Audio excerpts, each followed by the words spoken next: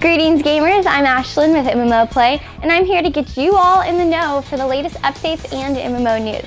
This week we've got information on 4 new classes for EverQuest Next, a fractured update for Guild Wars 2, a new champion for Infinite Crisis, and that's just the tip of the iceberg.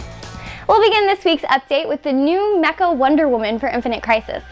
In the DC universe, Mecha Wonder Woman was a robot sent to Earth as a diplomat for Queen Hippolyta, Queen of the Amazons. After the Queen's assassination, she swore revenge on the killers and has joined the ranks in Infinite Crisis to do so. This femme fatale is a ranged hybrid marksman who you do not want to be the target of. So without further ado, let's get to her skills. Her passive, Implacable Judgment, says that each basic attack places a stack of judgment on an enemy, and at 3 stacks, they are consumed and the enemy takes bonus power damage. Gladestorm launches a wide spread of projectiles that deal attack damage to the first enemy hit, applying 1 stack of Implacable Judgment, which makes this skill a great early game harass. Afterburn sends Mech Wonder Woman dashing to a target location, leaving a trail of scorched earth that deals power damage to enemies who touch it. This skill is a perfect gap closer as well as an escape if need be.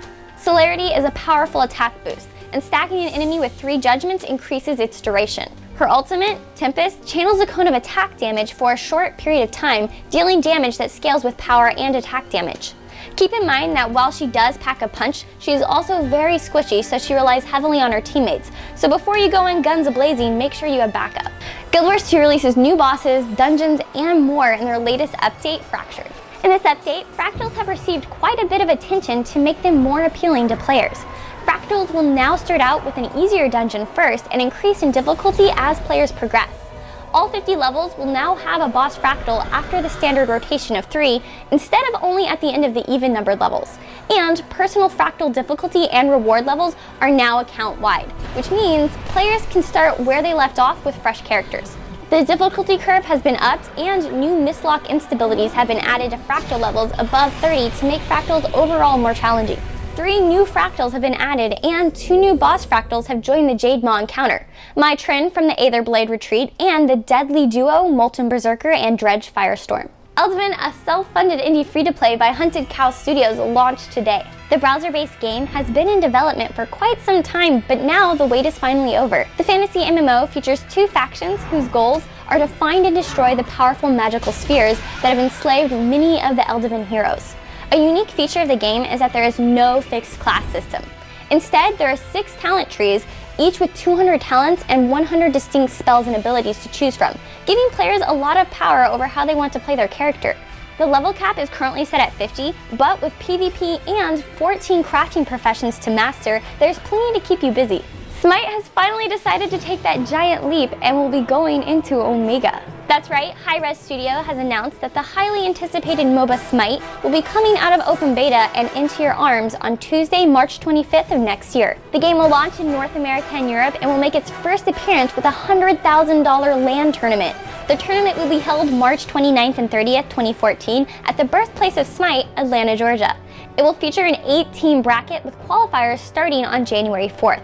Catch the action live on the Smite Twitch channel and prepare to see the top 4 teams from Europe face off against the top 4 teams from North America for the grand prize of $100,000. As a side note, beta players past level 30 will receive a promo Cacodemon skin for Ymir, and all of your gameplay progress should carry over from beta to launch. Marvel Heroes spices things up in this week's patch with the Cajun Charmer Gambit joining the roster. Mr. Labuse specializes in heartbreaking, thievery, and converting the potential energy in an object into destructive kinetic energy. His favorite weapon of choice is his kinetically charged playing cards, which explode on impact, and his supercharged extendable staff that gives his attack that extra kick.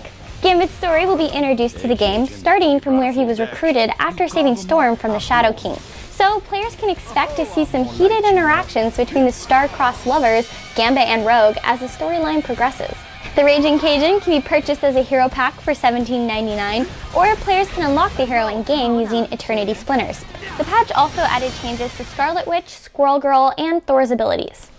4 new EverQuest Next classes have been revealed in PC Gamer Magazine's 2013 Christmas edition. First, we have the Beast Lord, a summoner of beast and all things fluffy, but still ferocious. With this class, players can choose from a flail and shield combo or a spear for more mid-ranged attacks.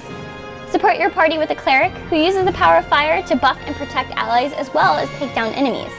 And don't even try to tempt a Tempest. a dual-bladed close-quarters acrobat who dances across the battlefield, slashing enemies with the power of the skies. And last, but surely not least, summon a deadly construct with the Necromancer. The Necro Construct is a conduit of its underworld powers and draws its strength from that of its masters. Alright guys, that's it for this week's MMO update. Thanks for watching. As always, remember to like, follow, and subscribe for all of the latest information. Again, I'm Ashlen and I will see you next week, but until then, keep on gaming.